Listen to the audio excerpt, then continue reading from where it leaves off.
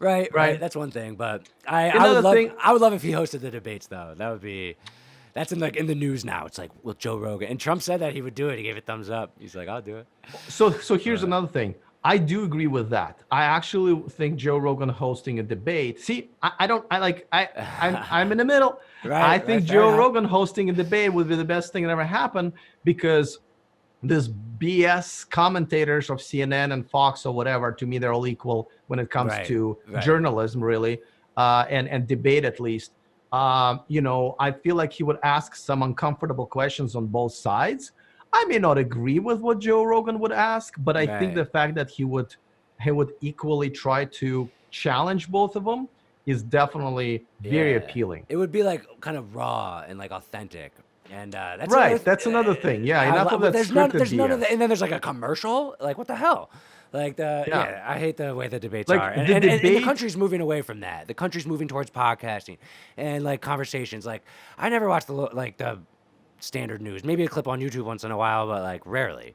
And I think most people are kind of moving away from that. And let's have the debates move away from it. Let's move the country forward. And I think it'd be a good start to do it with Joe Rogan. But Yeah, like for example, it's not a debate if you get to see the questions ahead of time and get to negotiate them. Like to me, that wipes out the whole concept of the debate. And I bet Joe Rogan, if these ask, hey, what questions are you going to ask me? He'll tell you to go after yourself, right? definitely. There's And I no would be way. absolutely behind him on that. So even though I think Joe Rogan is actually the example of what's wrong with this country, at the same time, I do think that he's got much better moderator skills than Yeah. Anderson Cooper, for example, right? Right. And it would just be a cool format. Biden would never do it. Like, that's the other thing I kind of like about Trump. Like, even like yesterday, I think it was at like a town hall, and like Yeah. people were asking him tough questions, and Yeah.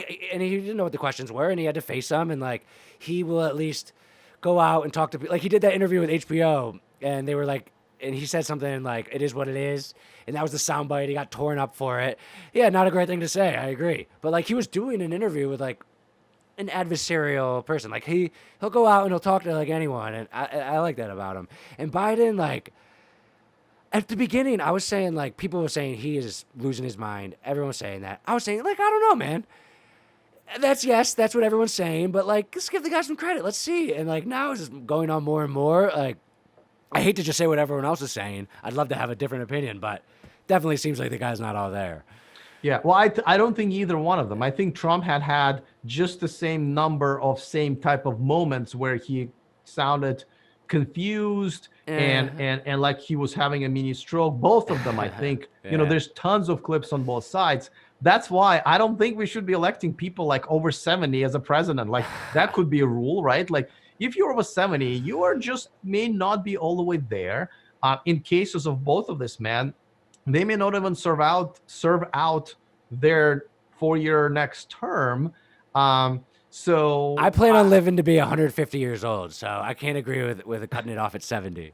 That's my plan. I'm gonna live to. I got the Neuralink, modern medicine, and a positive mindset, and just like I feel like for now, I feel like we can raise that as the okay, raise it up. But yeah, yeah.